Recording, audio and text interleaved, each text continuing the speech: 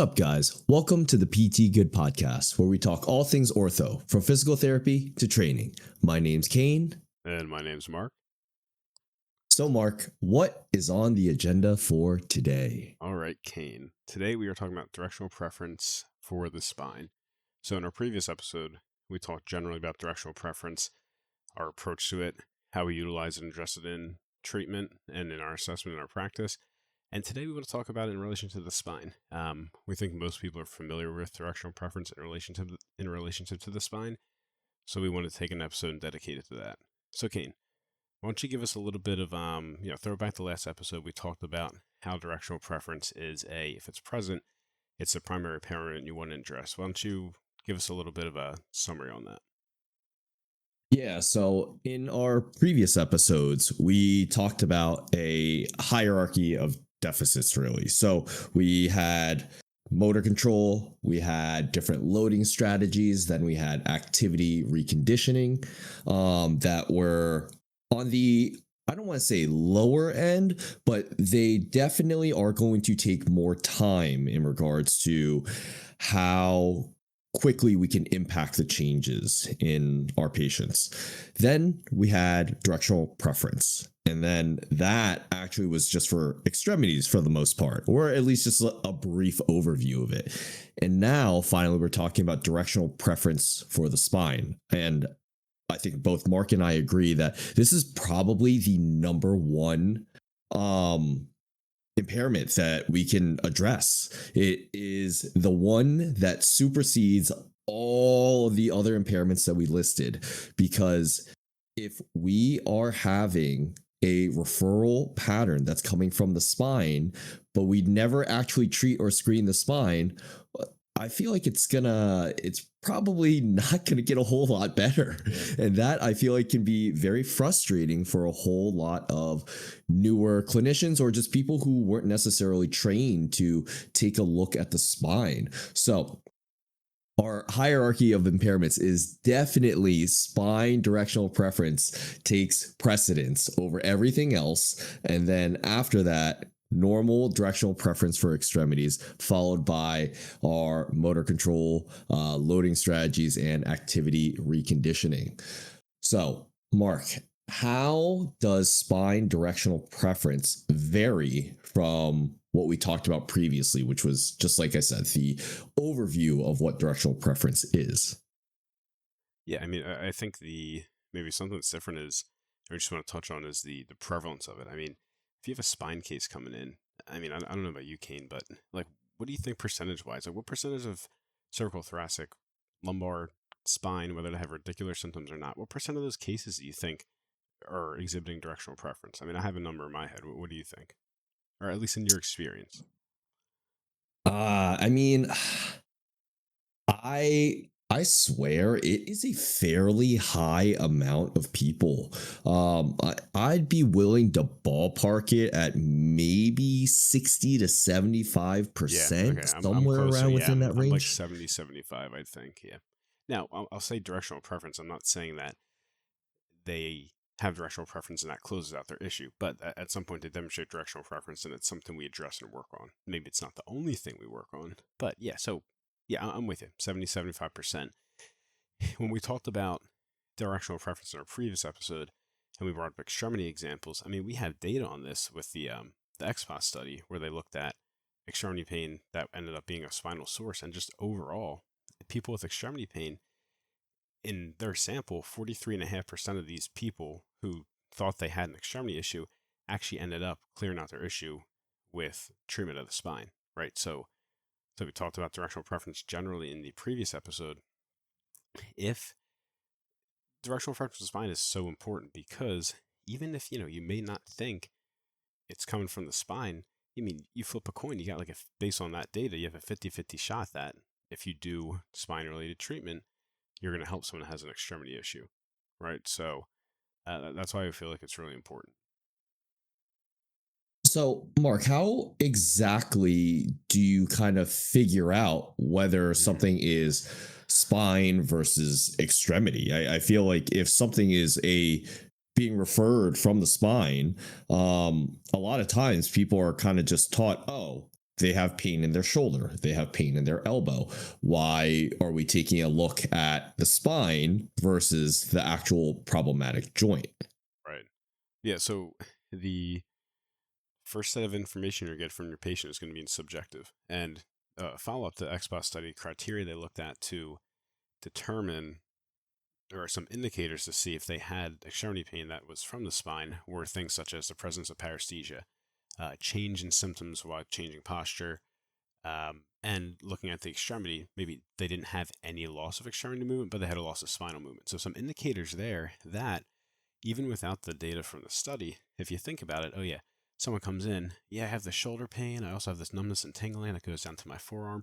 You move their shoulder around, they have full range, full no pain with resistance. And you think, okay, what's going on here? You have them move their head around. Oh, it's a little stiff, it's tight. Okay. And then you start to address it, and then things start to add up, right? So, right. So, like, if you have someone with numbness and tingling, and it's isolated shoulder pain, numbness and tingling down their elbow, something like that. It's like, okay, you're already thinking spine, right? And another thing, maybe the referrals, you think lateral arm pain, lateral shoulder pain. Okay, rotator cuff tendonitis. If they're having a change in symptoms while they're changing their posture, just sitting, not moving their shoulder, okay, something else has got to be going on, right? So even if you didn't have this data, you can start to compile information from your subjective exam to start to build a case like, hey, maybe this isn't like an isolated shoulder type issue. So in my experience, yeah, I look for those indicators from the subjective exam just to start to see, okay, is this an extremity issue or could there be a spine component? Once we get into the objective exam, we start to begin to confirm our suspicions, right? So we're looking for spinal movement loss. We're looking for a lack or typically an absence of movement loss in the extremity. And then past the objective exam, we start to look at our repeated movements, our sustained positions, and then to see if we can make a change on the symptomatic presentation or on any other kind of baselines that we took. How about you, Kane? Do you approach it in a similar way, different? Like, what do you look for? Someone comes in, they have referrals for an extremity pain, and they start talking to you, you think it's spine. What do you look for? How do you approach it? I will say that even if there are cases that don't seem like they are spine related, if I get a diagnosis that tells me that it's an extremity, or a patient tells me that it's their extremity, and they mention nothing about their spine, Mm-hmm. guess who's still looking at their spine first? You, you, you, Like, you, you, you. It's you. Garrett, almost guaranteed. I honestly cannot think of very many situations where I am not looking at their spine in some Yeah, capacity. like at least Like, like yeah, at least like a movement screen. Hey, like can you like I said, it's so easy. Like we talk about spinal movement loss, no extremity movement loss. I mean, if you're looking at shoulder or any extremity joint compared to spine, like it takes a minute to do that, right? yeah, like just to screen and to at least cover your baselines for sure.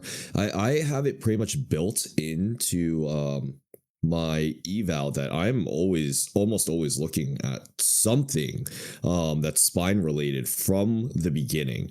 And I usually do a fairly decent job of explaining this to patients where if they're having pain in an extremity and I think that there may be something else that's going on with their spine, whether or not something is there, it's our job to be diligent and to be thorough to make sure that we're actually covering all those bases. That way we don't have to waste time revisiting things. If we miss this and then we have to revisit it, imagine how many sessions you could have saved the Yeah, patient just by taking a look at this early on. and it doesn't look good Like, on you either, right? It's like, hey, how do you explain it to the patient? Oh, I know we've been doing it this way, but I mean, yeah, I can. Maybe I'm exaggerating the the discussion here, but it's kind of like oh, actually, I forgot to check this in the beginning, so we need to go back and do this, right? When you're saying, yeah, maybe they could have gotten better a lot quicker, right? yeah, and there have definitely been cases where like I check out the spine and I'm not getting clear cut results. I work on the extremity, I get significant results, but it Hmm. doesn't clear up, and I revisit the spine Right, again, right, right. right? So what I usually tell my patients is like, hey, I know you're coming in for this, but I have to look at your spine, because when you have two issues that could be going on, or maybe one issue that's coming from your spine, I can't really tell.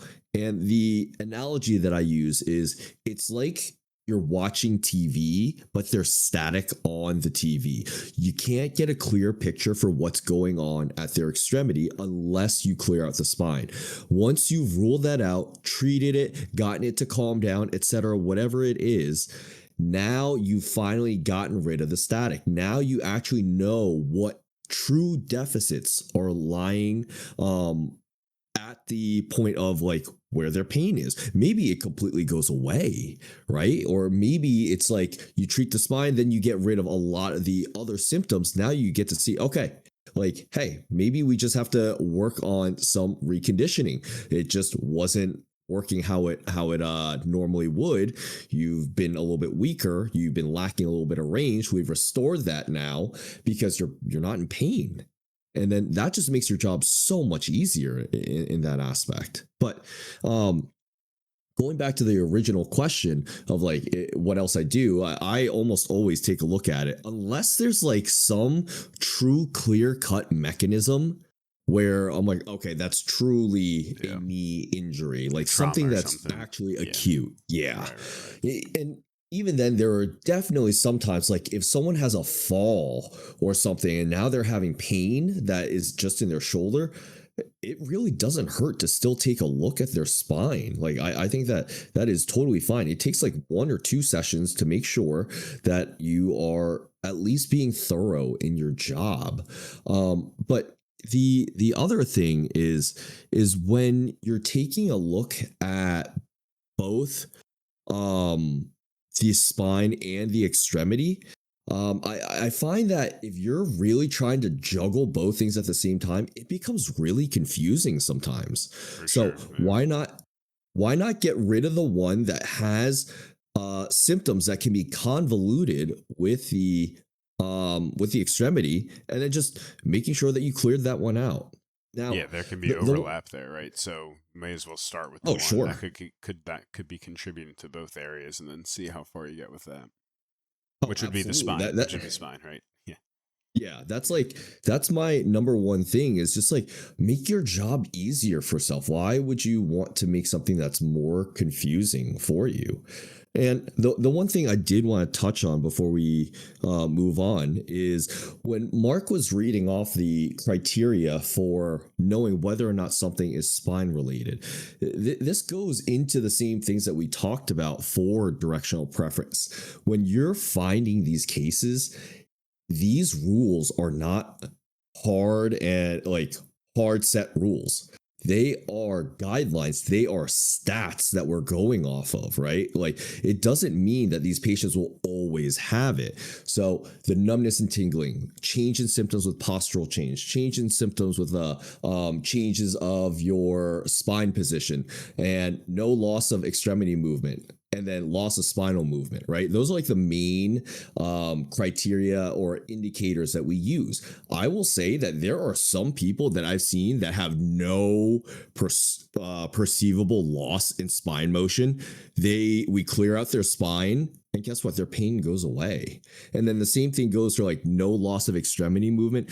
If you have a radic, there's a chance that that person can't lift up their arm very far, Hurts, right? right? So yeah, a Yeah. lot of these things are kind of like they can be there, they can be textbook, but it doesn't always mean that's going to be there. I Yeah. can't tell you the amount of people that I've checked their posture where I'm like, okay, sit up nice and tall, let me know if that changes anything. No, or it makes Yeah. it worse. Yeah. Yeah.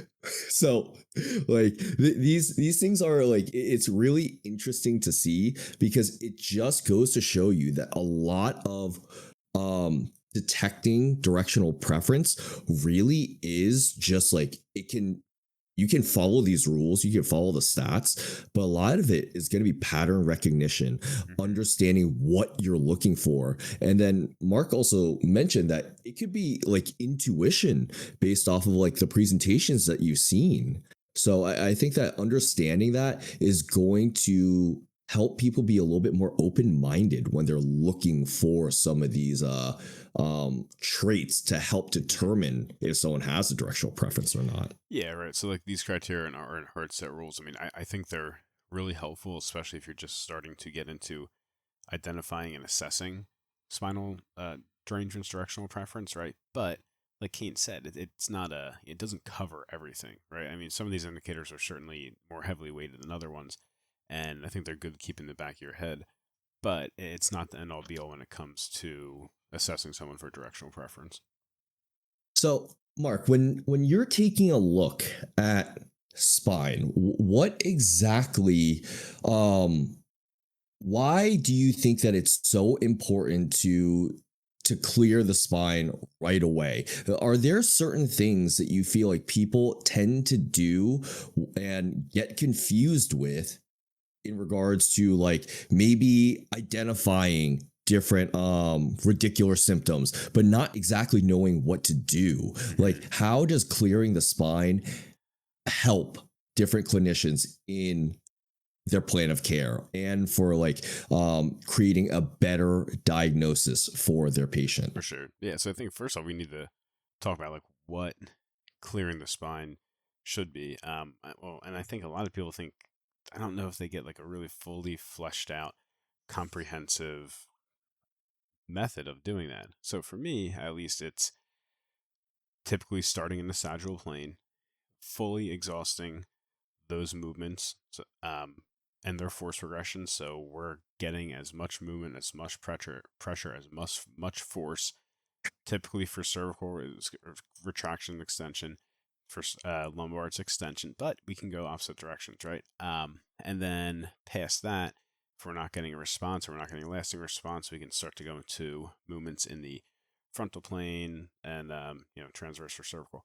But um, really, what it is, it's in terms of clearing, it's exhausting these movements, really giving them time to work and getting the most amount of movement out of these movements as we can. So getting to end range, sustain positions if we need to. And while we're doing this, while the patient is doing these kind of exercises, we are assessing baselines. The patient is self assessing, monitoring their symptomatic response if there is one, and then we're using that information to guide our treatment farther. Um, so, I mean, like Kane and I both have the MDT background. That's how we use it. Perhaps there's other ways to to assess the spine, clear the spine in that regard. But I think using the repeated movements as the same positions is the simplest and easiest way to get started.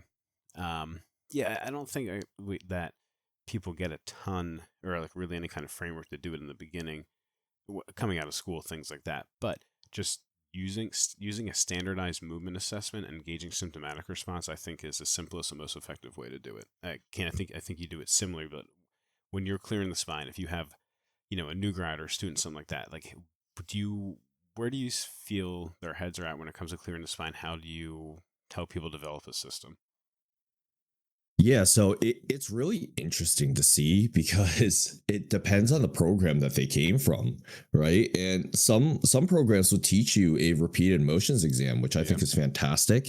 I think it's a good stepping stone, right? But other programs that don't have a repeated motions exam, they from what I've seen, they really do lack the ability to truly assess the spine. They don't really know where to start or what to do, and like the order or how to prioritize certain things. And so that's where I think that it definitely makes it hard for a lot of these newer clinicians to know what exactly to do when it comes to spine.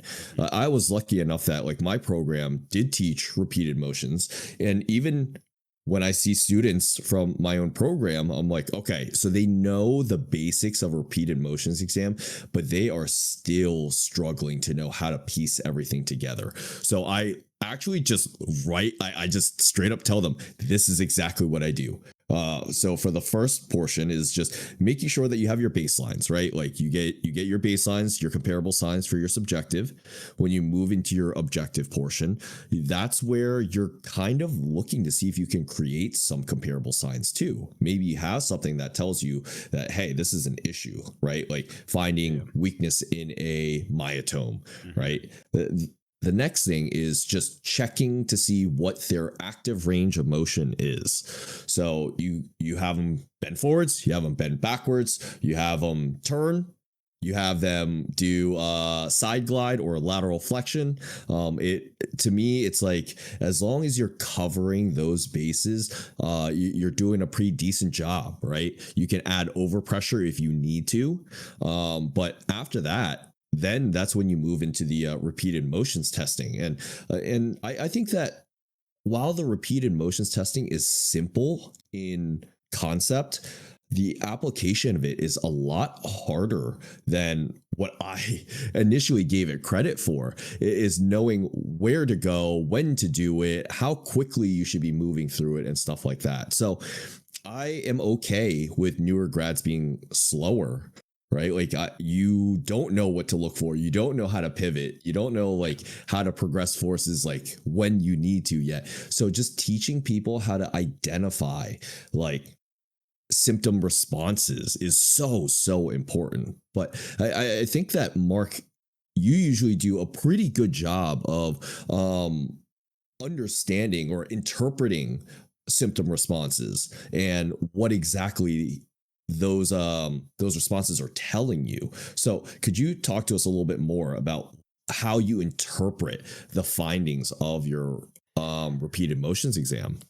Yeah. So even before I do repeat emotions, I want to see, we, as Kane said, we get our baseline symptoms. We also want to get the symptoms when they do a single movement, right? So if we're looking at lumbar, a forward flexion, extension, side glides, I want to know what happens, right? Maybe they get a symptoms are produced, increase, maybe it goes away when we do it once. So with that information, it leads us to our repeated movements, which depending on how the first movements went, it determines where we start with the repeated movements. So yeah, I mean, typically you're going to start with, and it's based on subjective, based off the objective information you've gotten thus far. But usually it makes sense to start with the movement that's going to typically provide the best response just given on the data we have. So lumbar extension, cervical retraction, and/or extension, um, and then you just go from there. So you have to pick a movement to start with. Um, if the person, I mean, I don't want to get too far into this when it comes to the MDT type terms, but you want to get as much movement as you can out of it and just gauge response. So typically lumbar, you have them lie on their stomach. Prone press ups, people are familiar with that. Cervical retraction, just pushing their head back. It's not a chin tuck, so it's cervical retraction. All right, Tuck. everyone, listen, Oh, listen, I listen. knew it was coming. So I knew it was completely coming. different movements, but yeah. So you need to find a movement to start with. And like Kane said, this stuff requires practice. We don't want to dig too far into it when it comes to the listen, we use MDT. I think it's probably the best way to approach this, but we're not going to dig too much into it in this episode. But for people who are starting, like I said, you need to find a movement to start with. And then I want to know, okay, they've done their first repetition. What happened? They're halfway through their set of 10 or 15, 20, whatever it is. How you feel now? And then afterwards, how is it? So when we're interpreting the symptomatic response, we want to get data throughout. I mean, we have the baseline data before the movement, we have during, we have our after response. For us to know that it's the correct movement for somebody, we're interested in what's going on afterwards. So we need to know that we need to know it's better afterwards. And by better, at least 3, 4, 5 minutes, if not more, better after their comparable symptom needs to be better with that amount of time afterwards. So one of the things that Mark talked about was we have our symptoms before, during, and after, right?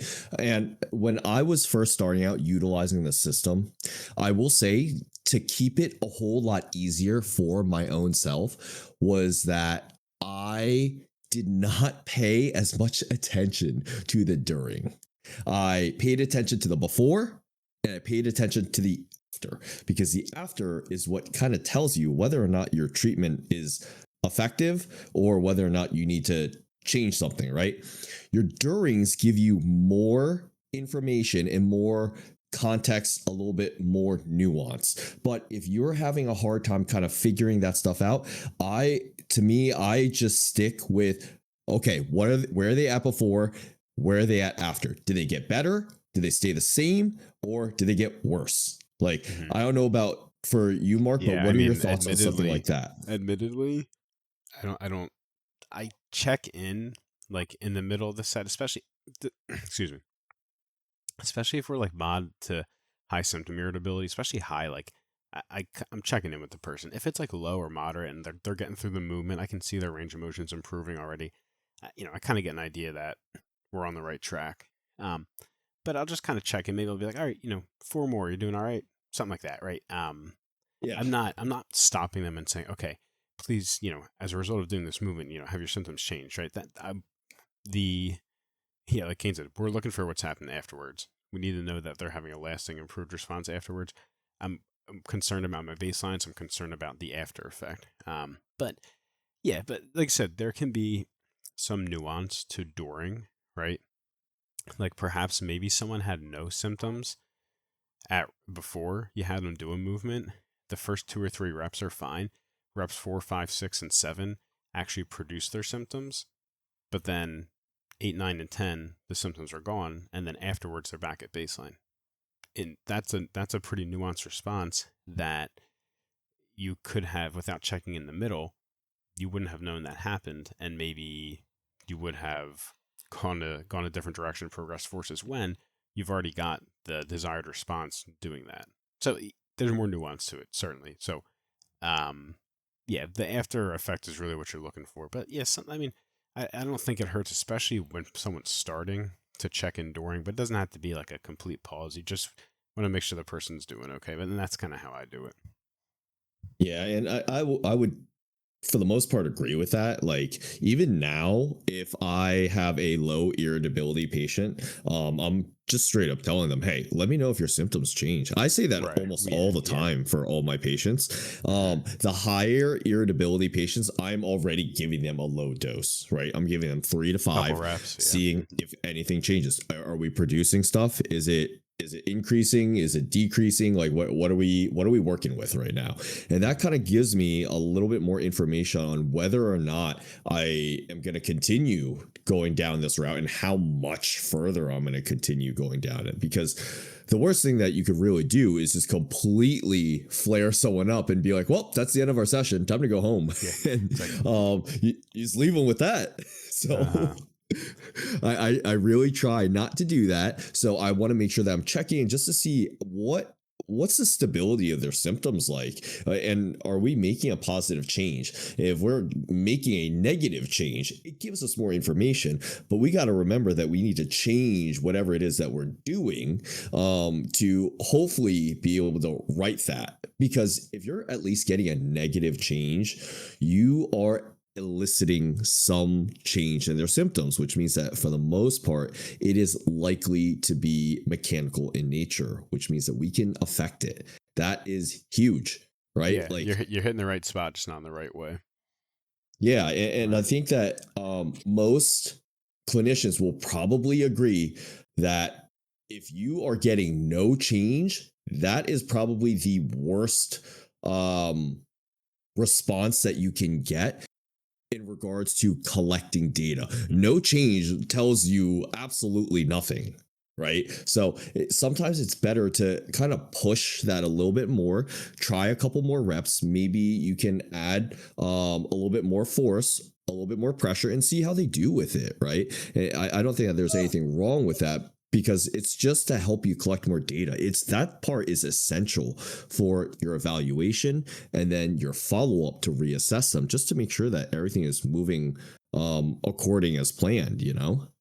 Yeah, exactly. Like you said, like if there's no effect on the movement you had the person perform, how do you know where to go? I mean, it's based on situation, based on the patient. But if you're looking to collect data, if you're still trying to figure out what's going on, and you have them do a movement and nothing happens, well, there's a little bit more figuring out to go from there. So, like Kane said, we have our baselines. We're looking for any kind of effect after as a result of performing these movements, and that helps guide our treatment. So, Kane, I know like in our previous episode we talked about some directional preference. We had some extremity examples. Today we're focusing on spine. We've talked about this on our own before, and that's where you have a spine case and you treat spine, and their extremity symptoms improve, but maybe don't go away all the way, right? So you've had maybe a 60, 70%, or maybe more resolution of these extremity symptoms with spine treatment, but they still have lingering extremity symptoms. What do you do in these cases? Oh man, this is actually such a it's one of my favorite topics to discuss, to be honest with you, because I classify patients into three buckets. If they are Okay. if I think that there is some semblance of spine involvement, they are going into three buckets. A, spine only. Like your all of your symptoms are Hmm. coming from your spine. It is fully radicular, and that's it, right? Those patients can present as in like your normal radicular symptoms where you just get pain that runs down in extremity.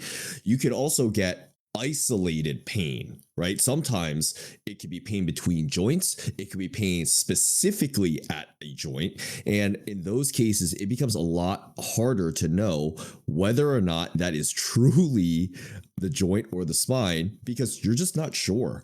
If it's in between, you might think that it's like muscular. If it's at the joint, you might think that the joint is the problem, right? So that's where making sure that you've done your due diligence is so important in distinguishing between whether or not something is spine related or not. The second category is truly extremity, right? Like I will say it doesn't happen super often that I get people that fit only in this category. It does happen from time to time, but it actually I'm super surprised at how little this actually occurs. There is usually people that fit into this third classification, which is both. You usually have something that's going on with both your spine and the extremity. And this is usually because, at least this is my thought process behind it. I'm sure Mark can clarify with his own rationale. Okay. But usually, if someone has a spinal source of their pain and it's referring down to their extremities, it's been going on for a while. It's usually not just like, oh yeah, it just happened and that's it, right? Most of the times it's been going on for a while. You treat their spine, their symptoms start to clear up, just like what Mark said. But is it fair for us to think that something that's been going on for this long is going to lead to deconditioning of their joint or of that extremity? Is it fair for us to be like, oh yeah, once we clear out the spine, that thing's gonna be fine? It just hasn't been functioning at full capacity for the past like 1, 2+ years. Like that to me Yeah. makes no sense. So I almost always divide people into those three buckets, and I think that that's where if you ride out your directional preference and you've gotten 50 to 75 or more improvements, like that is where you need to still look at the extremity and make sure that it's good. You can't just keep hammering prone press ups and think, oh yeah, well their legs are gonna get stronger afterwards, or yeah, they're gonna be able to do all the things that they Yes, you want to can. do. Yes, you can. Stop. So that is where my head is at. That's where I'm almost always making sure that we've addressed the directional preference. Yeah. And then after that, we address the motor control or activity reconditioning just to make sure that they are getting back to their previous level of function. Like they should be able to do the things that they want to be able to do and not just be like, oh man, well, that episode of back pain really, really messed me up. So I can no longer do those things ever again. Like that is such a miserable way to Yeah. live. What So a yeah. that's where I What want a to make sure that they can do what they want to do. no. Yeah, I'm with you exactly. Like it only makes sense that if someone had pain and was affecting movement of it, pain from their spine affecting a peripheral joint, that peripheral joint may have some lingering issues, even if all of their pain was related from, even if you abolish their pain with just spine treatment, yeah, there may be some extremity impairments left over. But I mean, listen, man, I like bucket one where it's like you just do spine. I mean, that happens too, right? And some people like Yeah. it's hard to get over sometimes when if you're starting out with this stuff, but like that can happen. Someone has some, some real wicked like posterior calf pain and you just start doing some lumbar stuff and it's gone. And then they're back to doing everything fine, right? Yeah, it happens sometimes. So like I like how Kane broke it up there, right? So sometimes it's just one, but sometimes it's a combination. And when it's a combination, like we talked about in previous episodes, if the person doesn't feel they're all the way there, but their pain's gone, maybe you need to look at it. Maybe it's a reconditioning component. Maybe it's a motor control. Right? Maybe it's like, oh, it doesn't hurt anymore, but its shoulder just doesn't feel right. I don't feel like I have the strength when I really reach overhead. Right? Maybe you got to load them and start to build that their capacity to produce force as well, just to get stronger. So that's something to keep in mind as well. Just because you have directional preference and just because it's a source of pain from the spine doesn't mean you only have to do spine, right? We're still assessing other impairments as necessary and addressing them when appropriate. Yeah, and I find this to be so interesting. And this is why both Mark and I choose to prioritize spine from the very beginning. Is because, take for example, if you have a patient with isolated pain at their shoulder, that's a super common presentation, right? Like maybe it's anterior, maybe it's lateral. It honestly doesn't matter because there are so many different cases where you have symptoms there and you're like, oh, okay. If it's an anterior shoulder, maybe it's subacromial impingement. Maybe it's their bicep tendon that's irritated. But you try and treat it, but it just isn't adding up. Things are getting a little bit better, but they're not a whole lot better. And this is where, if you took a look at your spot at their spine, maybe you would have seen something before. Maybe it would have clued you in a whole lot sooner instead of chasing your tail around, trying to get these symptoms to calm down. And you're just like, this is not making sense. Yeah, Things are just yeah, not adding up. And then the last thing, I know this is something that I see a lot of new grads do is if they have, just take for example, that case, they check neural tension and they're, oh my God, this is positive, right? yeah. Like, let's do something here. And then they do it. And then maybe it improves a little bit, but it doesn't fully like resolve. Are you okay with sending your patient home knowing that, or like discharging them and just be like, hey, like I can't do anything else for you? It's like, hey, you could have, you just didn't identify that issue, right? And Yeah. I So think that in that is, regards to neural tension, then, like, what do you see people doing that, like, to address that? I mean, I know you and but I think, no, like, I mean, there's more than one solution to supposed neural tension. All right. So yeah, go ahead. But so yeah. I find that most people will typically do two things. They will give nerve glides Hmm. or nerve tensioners, Yeah. or they will do central sliders, right? Okay. They're taught to address the nerve. And Yeah. sometimes it's a nerve issue. Sometimes I can't say that I have a whole lot of success with treating purely peripheral nerve or Yeah. even doing the central 100%.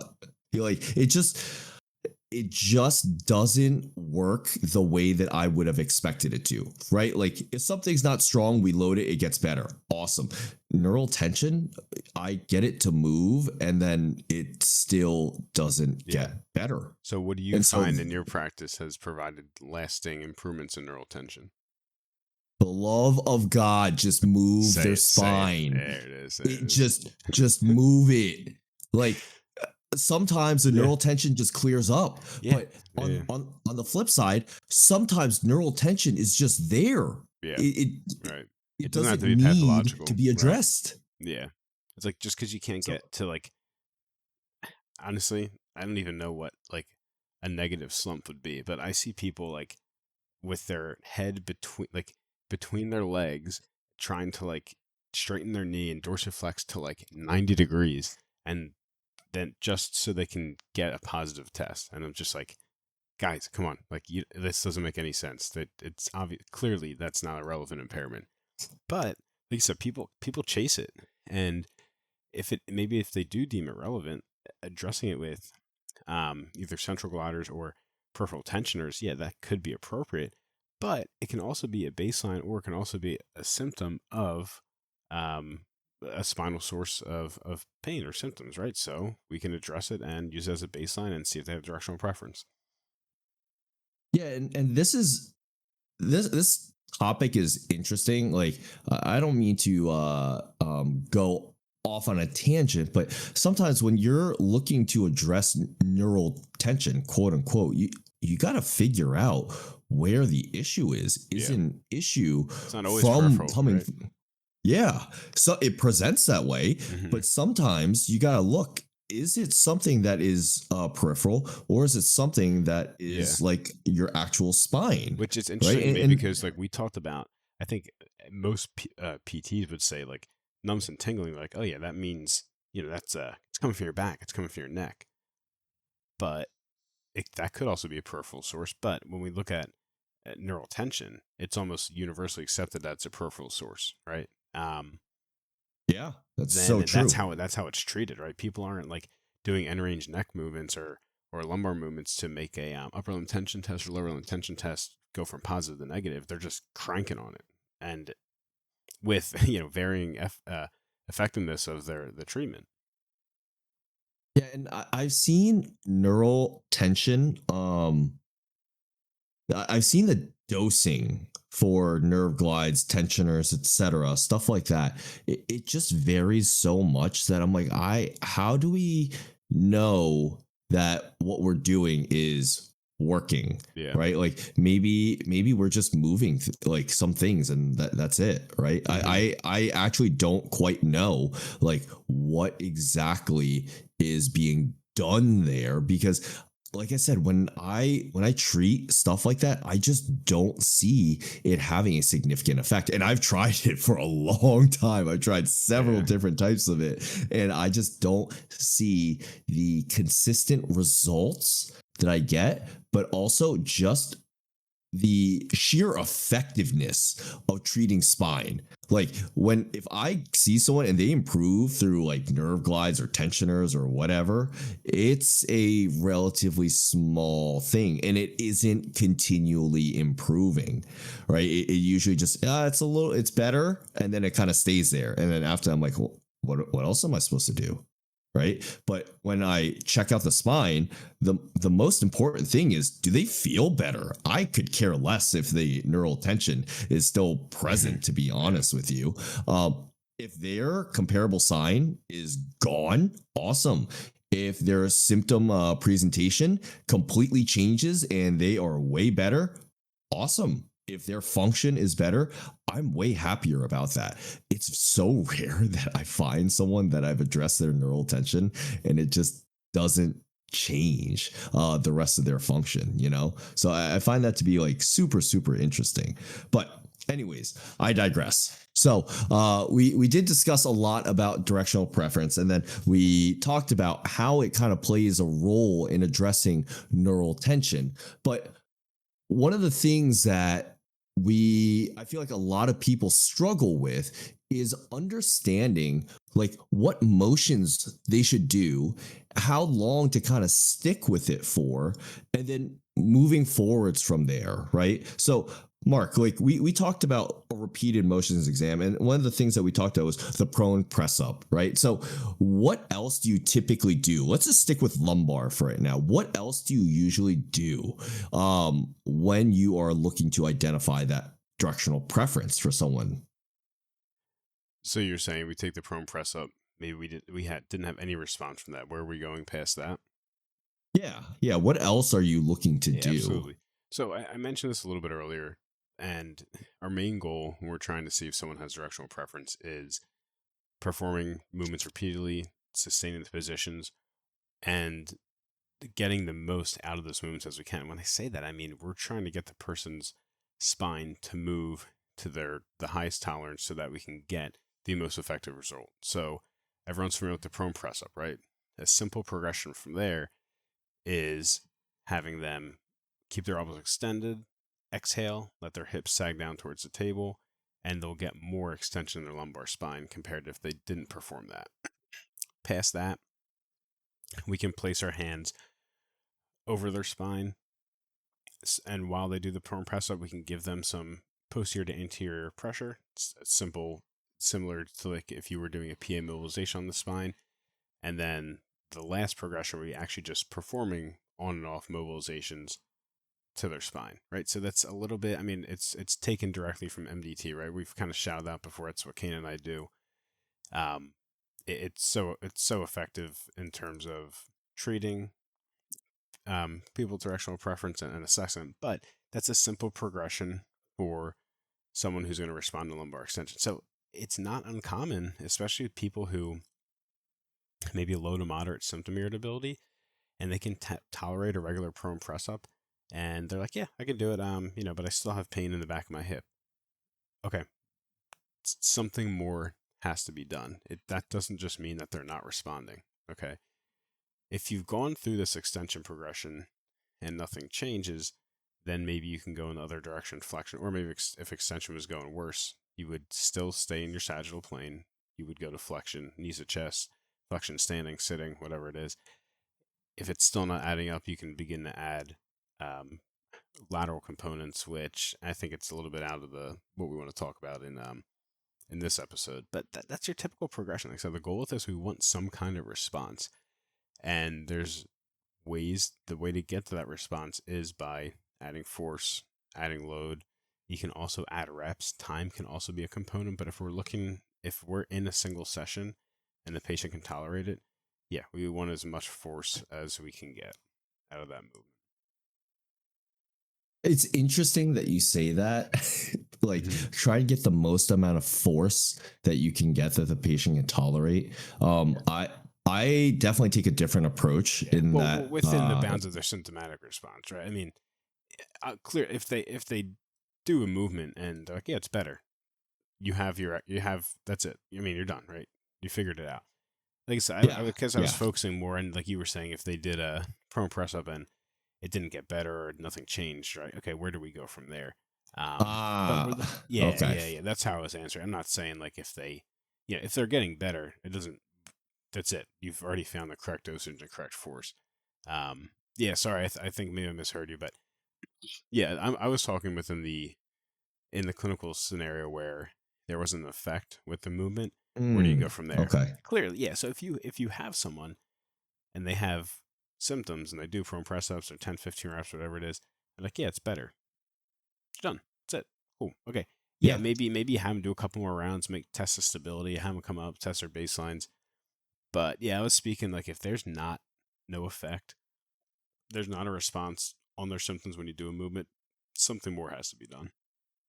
Yeah. So this is something that I kind of interpreted from the MDT force progression, right? Which is you want to use the least amount of force that you need to create a symptom response, right? That's why they start off at the lowest force and then gradually progress them upwards. Now, the one thing I definitely want to touch on is something that Mark didn't end up saying, but I think that it becomes a joke amongst all McKenzie practitioners or just people who utilize the system, right? Better be funny. And that you gotta get to end range, man. It's important. That's where the magic happens. So before you even progress your forces, you got to make sure that the patient is getting to their available end range. And the reason why this is so important, this isn't just a McKenzie thing, right? If you are someone who clears the spine through like manual techniques, through mobilizations and stuff like that, you still need to get them to end range to make sure, hey, how are they moving? Like you need to actually assess that. So whether or not you're using your hands or not, we're still assessing it in different ways, but we are getting to the same end goal, the same end result, right? And I think that is just so important because sometimes when it comes to patients and they try to do an extension, whether it's in standing or it's in lying, they get up and they're, oh no, it hurts. And then Mm. a lot of clinicians just kind of back off. They get Yeah. scared. They're like, oh, I don't want to hurt my patient. We're already creating symptoms. We can't keep doing this. Hey, you're already there. Just make sure that you do your job, that you push them a little bit further, test it out. You don't want to cause them pain. They also don't want to be in pain, but even more importantly, they want to get better. So just Yeah. make And sure that you've already created something, run with it, see how you do. yeah, I think like, that's something that a lot of people get really timid about is not getting to end range and mhm. being afraid to actually produce symptoms. Yeah, like we talked about earlier, we have people perform, each spinal movement once. We get some information there. But if you have eh, just general irritation in that, tissues around the spine, nerves, whatever it is, like, there's a chance that every movement's going to hurt. You don't know what movement's going to help until you have them doing it. So like the way I explain it to people is, hey, I know, you bent backwards once and it hurt. You didn't like it. It's normal. You're poking into irritated tissue. But if you can, and this is just, I'm not saying this is what's happened anatomically or anything. We talked in a previous episode. We don't have a clear explanation for why directional preference helps. So there are certain explanations, but that are debated. But the way presented to the patient is, hey, you did this once, it hurt. I know, but it's normal as you poke into it. It's going to hurt initially, but sometimes as it loosens up and you get more movement and you take some pressure off that area, it doesn't hurt as much, and eventually it goes away. And people seem to understand that. They're like, oh yeah, yeah, you gotta, yeah, no pain, no gain, or something like, oh, if your muscle's sore and you stretch it, but then it loosens up, it makes sense, right? So, like you said, you don't have to. The person's there to get better. You may as well give them a thorough, full exam, and that includes doing these movements repeatedly or sustaining, not just doing it once and then saying, oh, it's not there. Chances, like, and we talked about this previous episode, typically the movement that's going to help or in some cases it may have the most amount of restriction and it may be painful initially, but you're not going to know until you have them work into end range repeatedly, and that takes a little bit of buy-in from the patient. But as long as they understand what you're looking for and you understand what you're looking for and you're on the same page, right? Typically people are willing to go through with it. Yeah, and I think that one of the things that I want to touch on too is like if a patient has symptoms during one of their exercises, right? Like one of the directional preference movements that you're trying to figure out, right? Hmm. Let's say they have symptoms when they are doing their prone press up. That doesn't mean that they're not an extension responder still. The biggest thing is sometimes you need to change their position. So we talked about prone press up or repeated extension in lying. There's also repeated extension in standing, and that does help a lot of patients. Usually, to me, I group them based on their age. If they are younger, usually I say like 60 or under, they are usually going to respond pretty well to repeat extension in lying. 50s is a little bit more of a toss up. Sometimes I'll see how they move, but I'm usually going to start off with that motion. And just because it gets worse does not, or there's no effect, doesn't mean that, oh, we're done here. You have to check it out when it's loaded. You're completely changing like everything when you've actually loaded them. Now the tissue is having to work. Things are active, things are being compressed a little bit more by gravity. Maybe that's what they need, right? Yeah. And older folks usually tend to do a whole lot better when it comes to doing their extensions in standing. They just prefer it more, and they also sometimes just don't have the strength to do like 20, 30 push-ups at one Yeah. time. Yeah. So it definitely does help them in that regard. So I think that going through your extension progression in lying, doing it just with the patient, doing it with the breath out, doing it with clinician overpressure, I think that's fantastic. But then if you're not getting the clear-cut signs that you want, remember to do it in standing as well Yeah, too, you have to other see. options, exactly. Yeah. And the other thing that I do want to say is sometimes when a patient lies down, right? They come in and they have symptoms. They lie down and they're like, "Oh, I feel better. Like it's gone," right?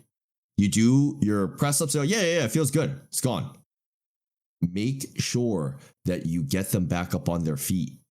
Yeah, Just because it feels better when they're one lying load. down, Yeah, you gotta make sure that you get them back to where their symptoms are still being provoked. yeah, that's a common pitfall I see as well. It's like, oh, this person, if they lie on their stomach flat, like their symptoms go away. They're good. That's yeah, it's not directional preference, right? What happened? We don't know. We don't know the after effect, right? Their comparable was um, leg pain when they walk, right? Well, just because it went away when they lie down, that doesn't give us anything. Um, I've seen it a couple times, yeah, more than a couple times where like I don't know this person, they like Kane said, they lie down and they don't have any pain, and then they can do anything lying down, but then they get up and it's excuse me, and their pain comes back, and they haven't fully exhausted spinal movement in lying, and it's just kind of like, well, you really haven't done much to cause a lasting effect afterwards. So for someone to have directional preference, they need to have a better response after. And like Kane was saying, that comes by testing movement and then reassessing baselines afterwards. Yeah, I think that that is definitely something that kind of gets lost, and it's understandably so. You know, like for a lot of clinicians, especially younger ones or people who are just starting out, when you're checking out spine, a lot of people already get freaked out. They're like, "Oh man, this is gonna be hard." I Yeah. like it, especially if it's acute or it's like a higher irritability. They're just like already on high alert. They don't know what exactly they want to do or what direction they want to move into. There's like red flag screening. There's reflexes, making sure that you got your upper lower quarter screening done appropriately, and then like okay, we got to make sure that like there's no cauda equina, no upper motor neurons symptoms that are going on. Like there's so No many unexpected weight. things. Yeah, exactly. There's like a whole checklist you can run through, right? Yeah, so I think that it totally makes sense that a lot of people struggle with this. But remember that as you continue to develop more familiarity with this, your mental stack, your ability to multitask and keep things straight in your head, that is going to improve. You're going to remember your comparables a lot better. You're going to remember baselines a lot better. So when you go to check things out, you're like, "Oh, I know what that did." And then you can just reassess. It's just boom, boom, boom, boom. It's way more seamless. Yeah. And then if the patient has symptoms, it remembering to have them recheck their symptoms all the time is going to be a great habit to get into. And I think that this is something that some people may view it as this is a waste of time. But to me, I'm like, I'm fine tuning the dosage that the patient needs. I'm not just going to be like, hey, do three sets of 10. And they get up and they're like, oh, yeah, I feel better. And then I'm like, wait, well, which one was it? Was it the first round, second round, Yeah, third round? yeah, yeah. Right. So understanding that all of these things, you are just collecting data. You are trying to fine tune the intervention that you're giving. So that way, you know the appropriate dose, you know the appropriate force, you're figuring out the frequency that they need. That's an ongoing thing. This is a lot of trial and error. But as you get better and better at it, the errors become a lot less frequent. You start to know what people tend to need, but Hmm. then when the people don't fit that like typical presentation, you know how to adapt and how to adjust appropriately. Yep. That's where I'm like, okay, this is where you can really put on your thinking cap. And it seems so stupid because the whole concept of MDT is just, oh, we just bend people backwards, right?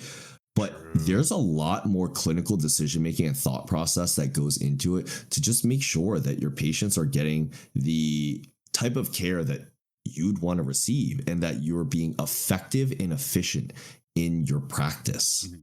Yeah, and that efficiency, that effectiveness, and the learning process that takes place is it's primarily going to come through pattern recognition. So if you're seeing these cases and you're seeing people that come in with peripheral symptoms and you think it could be spine, and you kind of, you're making a case for it. They're telling you subjectively, it's like numbness, tingling, posture change, limited spine movement. It starts adding up and you confirm it with your objective, and then you're able to effectively treat this person.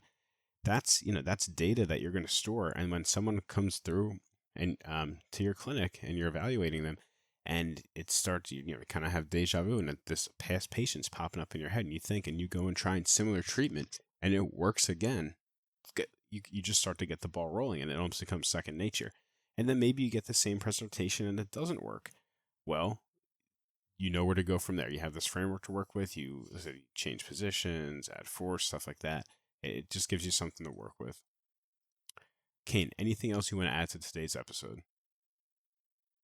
No, I think we ended up covering a Mm-hmm. good amount. Like I honestly think that we flushed out directional preference for spine in a manner that was like pretty clear cut for fundamentals and basics for Yeah, people who are yeah, just starting to get into it. Like that is probably your bare bones before you really dive into the weeds. And honestly, you're going to learn so much more by just utilizing it, just trying stuff. trying things Yeah, out. for sure, for sure. Exactly. That's how you improve on that pattern recognition. That is pretty much what I did, when I Yeah, learned yeah, the system is, exactly. Yeah. oh, I bend people backwards, but how do I bend people backwards? When do I do When? it? How And many then times? Yeah. exactly. So figuring out those questions, I think is just so helpful in shaping like your clinical decision making and your pattern recognition. So I'm hopeful that people can learn from the sheer amount of brute force that I had to go through The amount of to facet learn the joints system. that Oh my god. that But sacrifice themselves for the good of spinal extension. Yeah. so Yeah. yeah, I hope that people will be able to learn from the mistakes that we've made, and that Mhm. way everyone develops a whole lot faster than we did, that they can avoid the pitfalls that we fell into, and that they ultimately become better clinicians, Yeah. Yeah. And I think what we really want people to walk away with from this episode is that if you even have like the smallest inkling that there could be some spine component to someone's pain, give them a little explanation, let them know why you're checking it out. It takes a minute or two just to start to screen range of motion, have them repeat, and just make sure you got some good baselines to compare. If it's not there, fine, you can move on, right? You can always revisit. If it is there, it should be addressed as your primary impairment. And like we said, you kind of have this framework to work with. You know which direction to go. Play around with things, test different movements, start to acquire information on your own, start to recognize these patterns so that you can more efficiently and effectively treat patients. All right. Well, that concludes today's episode of the PT Good Podcast. Remember to leave us a like and subscribe to us on whatever platform you're listening to us on. Follow us on Twitter at PT Good Podcast. We thank everyone for listening. We hope you enjoyed. We will see you on the next episode. Missy, love you, bye.